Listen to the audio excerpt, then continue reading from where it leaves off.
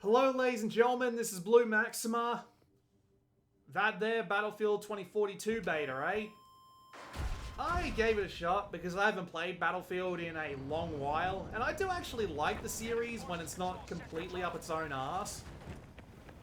That one game producer who was like, if you don't like it, don't buy it, and then nobody bought it for Battlefield 5. I actually played like that free trial they gave out of Battlefield 5 on Origin, and all I remember from that trial was whenever a woman would die, they would give out this incredibly painful sounding scream that was really long and overwrote everything else on the sound mix. Bullets, explosions, footsteps, anything. It would be the loudest thing. It'd sound... She'd be like 4 streets away and you'd hear her like she was right next to your head. It was unbelievable how bad it was. And this was like months after the game had come out. So now we're here at Battlefield 2042. And thankfully it doesn't have that. It does have a woman, but she doesn't absolutely sound like she's dying every time she gets shot, thank God. But there were some problems with the beta. Now, a lot of people were having way more problems than I was, mainly on the consoles, but I'm playing this on PC. So, I think I had less problems than the majority of people, but I did still have some problems. The main ones were... some people were walking around with parachutes still hanging off them. Weird things like that, you know, just weird objects that wouldn't despawn properly. The main one was how some of the control points would turn into HQs during one of the matches. So we had like 4 HQs and 3 actual points to fight over, which is bizarre. There doesn't seem to be any reason whatsoever why it should do that, but it decided to do it anyway. But I'm not having much in the way of bad screen tearing. I'm not having much in the way of horrific flicker or performance problems. I am running this on a 8700K RTX 2080 16GB RAM, and the game automatically defaulted everything to Ultra, so I decided to leave it like that. And it is a really good looking game, but it can't hit 60 like that on this rig. It's just not powerful enough, which I understand, but as I was playing, I didn't really notice a problem with it, so I'm willing to let that one go, considering that I could probably very easily turn down some of the settings and get a solid 60 if I wanted it. So the gameplay is pretty basic Battlefield. Lots of dudes on a map. Go shoot each other. Control the control points. But they've made a lot of minor changes. And as I said, outside of like an hour of Battlefield 5, I only played like, the last Battlefield I played was Battlefield 4. So I'm going entirely off enhancements from that one to this one. And my overall skill level of Battlefield can be described with 3 words. Shit at Battlefield. And my entire life can be described with only one of those words. At. But yes. There are a few things that I actually really like about the way they're going about things with Battlefield 2042. The whole specialists thing is a little weird because, again, you've got 4 identical soldiers running around attacking 4 identical soldiers, and it does look weird. I will give people that. Some people were complaining about that, and I understand where they're coming from. But the entire idea of specialists is something that I actually like, because they don't lock you down into very specific classes anymore. They let you change your throwables and your special ability to whatever you want. So do you want to take along C4 and the grappling hook? You can do that. Do you want to have that short-range sensor, but do you also want to have C4 so that you can blow the crap out of some vehicles? You can do that. Do you want to take along any weapon with any other kind of gadget and any of the 4 special abilities? You can do it. So the game is a fair bit more free than Battlefield 4, at least I remember Battlefield 4 being, where you can take on pretty much any role or take on a weird little combination of the two. So you can be like the medic girl, but you can also take along some C4. Or you can be like me and just go nothing but assault, but take along some anti-air missiles instead. And I do like this approach, because it does give you just that little bit more freedom. And that little bit more of an approach to how you get around to things. But it also does kind of lead to the whole Battlefield problem, where it's like, I need to have like 3 sets of vehicle missiles, 3 sets of anti-air missiles, a bunch of C4, a bunch of landmines, a turret, and a bunch of other things to make sure I can successfully be a reasonable part of any assault on any area. So, it's like, you find yourself in those situations in Battlefield, right, where there's absolutely nothing you can do about the situation except turn and run or die. Because you're being hunted by 2 choppers, and all you've got is a repair tool. Or you're being hit from across a big plane, and all you've got is a submachine gun that sounds like a buzzsaw when it goes off. That's a bit more of a problem in this one, because you can customize yourself so freely, but they've also kind of restricted the amount of stuff that you can carry. So if you're not very specifically carrying anti-air missiles, you're not going to be much help against any kind of aerial vehicle. If you're not carrying C4 or the M5 recoilless rifle, you're not going to be much help against any kind of ground vehicle. And the attachment system is supposed to help with this, but I've found that it doesn't help much. The biggest example being that certain weapons in the game have an armor-piercing ammo type that you can take along, but the armor-piercing does fuck all. It does less damage than just shooting at a regular vehicle, or just like having a regular old machine gun and shooting at a little bird in Battlefield 4. You do less damage in that exact same situation with armor-piercing ammo than in Battlefield 4, so there's basically no point in doing it because all you're doing is giving your position away.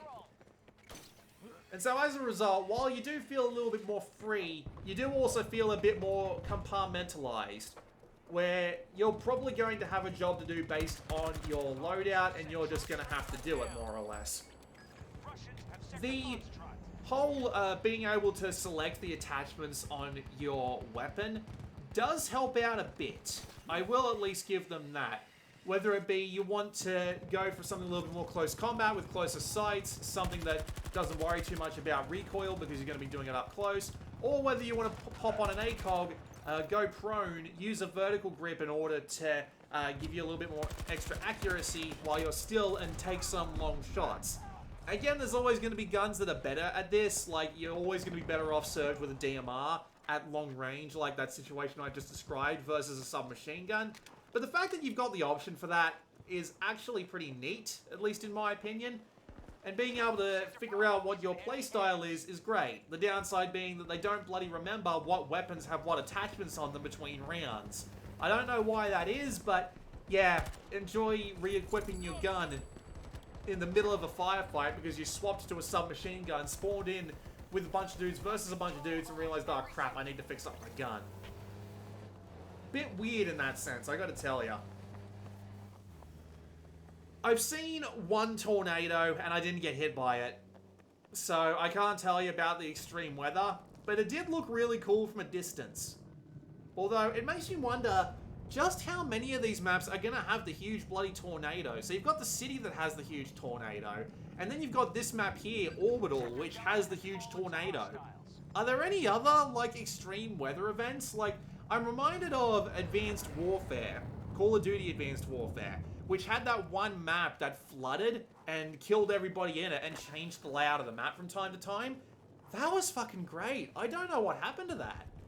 That was a really cool little idea, and I'm wondering if this game's going to have anything of a similar kind. I believe I heard that the rocket will take off and modify the area around it, but that's also just one point on the map.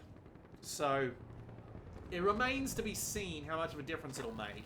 It's also worth noting there's not that much destruction on the maps. Just, yeah. Some walls can be blown up, but that's about it. Maybe some environmental objects, but not much that I can say I noticed, although it was kind of neat to see some big, like, craters in the ground whenever an explosion would go off, and they do actually work as deflate, so it's good stuff. I also like what they've done with the Conquest Mode, where some of the points have been split up into 2 points that you have to hold equally, otherwise it just continues to be like a sort of short-range firefight between everybody involved, and I really do like this concept. I think it works pretty well, because it means that it spreads out the firefight a little bit. It makes it a little bit more intense to try and capture certain points. And it means that you just can't hold like one particularly easy to hold sector and then just have it. You have to actively push into the other one as well. But it's also, god damn it, why does my phone always go off while I'm recording? It's also nice that that isn't constant across every point, because it makes sense to hold the top of the skyscraper, for example, that's holding the other rocket. But at the same time, it also feels kind of weird for that one, because it just means the entire interior of the building is kind of worthless. I don't know what the point of that point is, if I'm being honest with you. Or should I say I don't see the point? Wink, wink.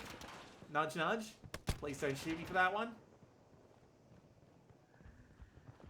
What else was there? The map size.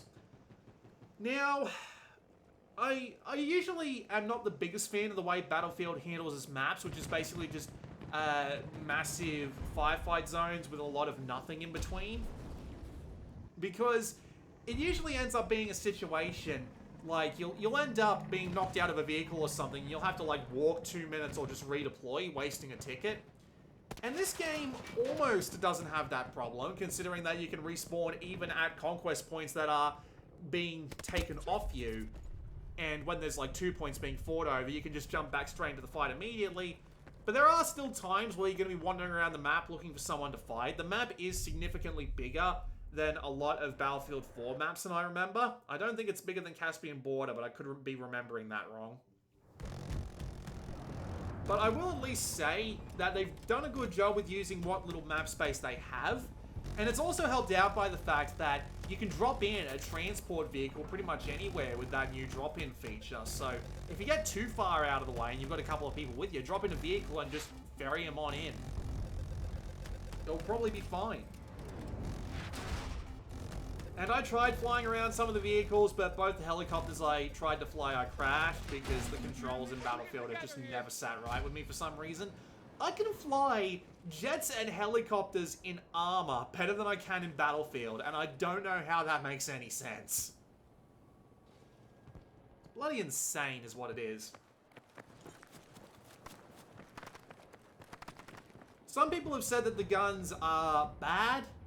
I think they're just okay. There are a couple that are really cool, like the DMR does feel like it has some impact, and the K30, when you put the extended mag in it, sounds like a bloody buzzsaw, and it's really satisfying to just wander in and just light some poor bastard up and leave him full of holes. But sometimes it can be a little bit rough, like how the M5 does feel kind of piss weak. And again, considering that there are supposed to be armor-piercing rounds, and these armor-piercing rounds just aren't effective against things they're actually supposed to be good at, which is vehicles, it can make some of the guns feel a bit off. I will give you that. And I really do wish that they made it a little bit easier to work around that problem. Actually have armor-piercing bullets do damage to armor-piercing targets. Don't know what the point is. What else do I have to say? I do actually like the abilities they've given to the specialists though, because they don't seem like they break anything. You do still heal up automatically, so the long-range healing pistol isn't going to do much. And healing at full health isn't really that big of a deal in this game anyway, because if you're healing someone while they're still being shot, yeah, they're probably going to bloody die. What was the other ones? The motion detector with the scout was the least useful one I found, because generally you're going to know if there's an enemy around you. I don't get that one personally, and the scout drone's alright, I suppose. I like the grappling hook a lot, just because it gives you a little bit more room to get across long distances that have no cover, but I've always been an SMG style player in these games, so don't be too surprised by that. And the sentry guns are alright too, I suppose, although they don't beat the robot dog. You can call in the robot dog, but the problem is the robot dog is just kind of there. It's not worthless. If you put it down in the right spot, you can at least disencourage people from going down that path. But it also means that the robot dog isn't actually that strong. It takes a fair amount of shots for it to kill anybody. Like, even the weakest gun in this game does more damage per shot than the bloody robot puppy does. So I'm not entirely sure what the deal is with that, but that's a thing. That exists.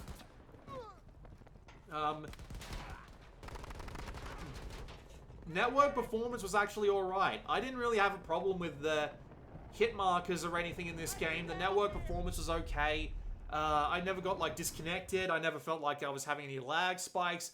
It seems like it's actually pretty good netcode for a Battlefield game this early in development. Because, again, if we take them at their word that this beta build is a few months old, and that usually is the case for these sorts of things, because they still have to put them through the ringer for, like, to get them on, like, PlayStation 5 and Xbox Series X or whatever. So I can believe that this is a few months old, but for a few months old, this is still pretty good netcode. I didn't see any problems with hit registration, rubber banding or anything like that. The main thing I noticed about that, though, is don't be in someone else's vehicle. Because, man, being in someone else's vehicle in this game right now, even if they're just driving in a straight line, is rough. It's like having a seizure. But just regular, on-the-ground shooting, firing weapons from a vehicle, all of that is fine. Like, I don't have a problem with that, so yeah, I don't mind Battlefield 2042 at the moment. I think it's pretty good. Based purely on this one map and this entire open beta with all its flaws, which there isn't really that many, at least not for me anyway, not that I've run into. I'll probably end up getting Battlefield 2042 after the reviews come in and people say, hey, is this actually, like, really fucking broken? And if it is, well, we'll find out. And if it isn't, well, I guess I'll give it a shot. Don't know how much I'll pay for it, just because it's probably going to be bloody expensive in Australia. Maybe I'll see if I can find it on, like, Green Man Gaming or something for fairly much cheaper, but yeah, I like it. I really do like it. I wish there was a relatively easier way to get back to the fight because of the bigger maps. I wish some of the guns felt a bit better. I wish there was a bit of an easier way to not so much multi-class, but make it a little bit easier to deal with the fact that you're going to have to be dealing with ground vehicles, air vehicles, and regular dudes at pretty much all times, but that's always been a problem with Battlefield, and I can't imagine they can do much to fix it without making the troopers really overpowered. But yeah, it's Battlefield and it's pretty good, so I don't have a problem with it at the moment, at least.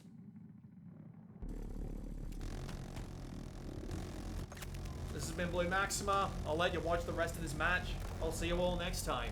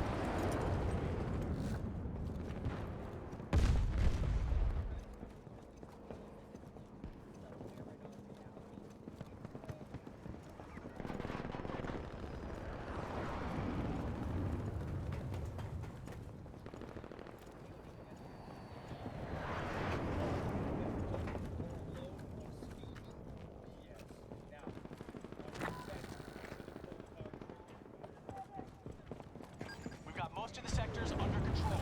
The Russians have Sector Delta.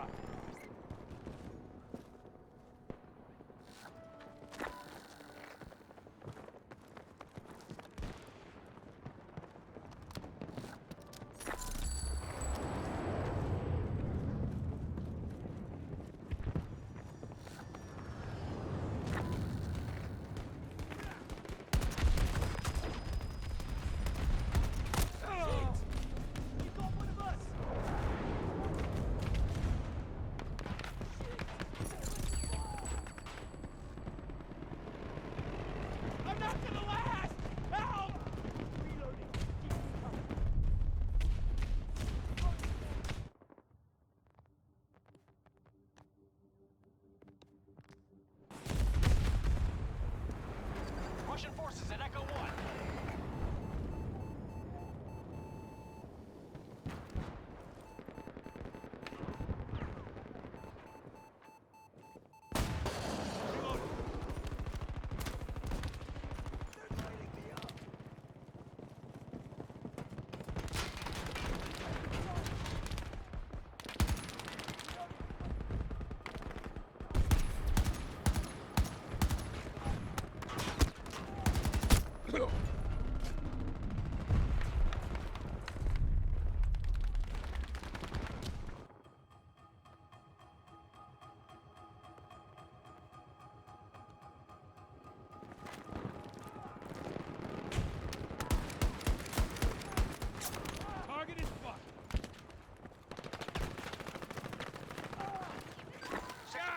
Gotta reload!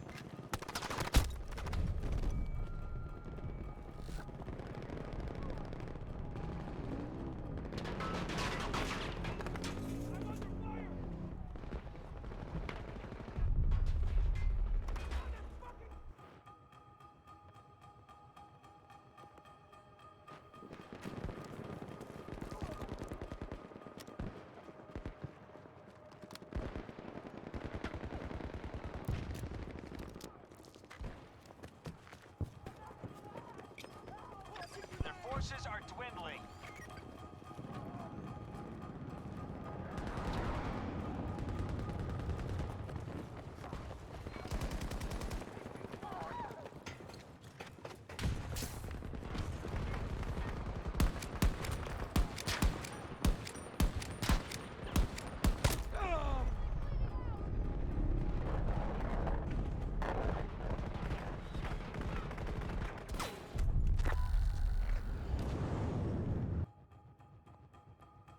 Got to start securing sectors. Enemy has majority control.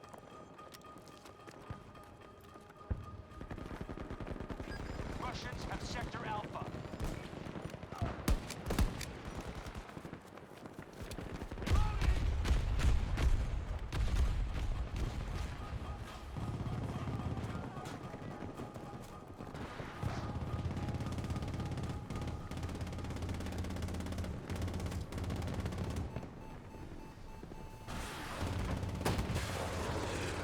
Watch my back.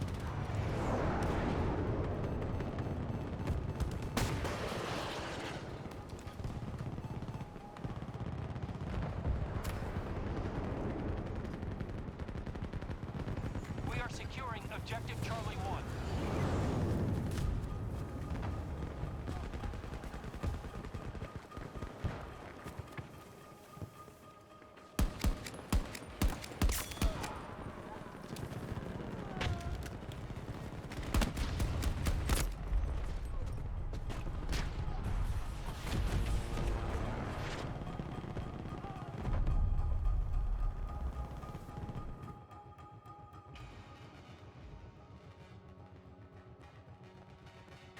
Sector Bravo has fallen to hostiles.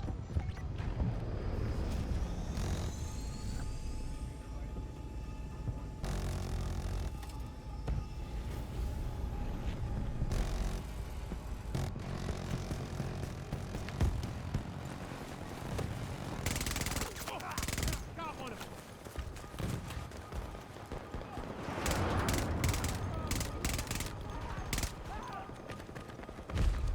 Second.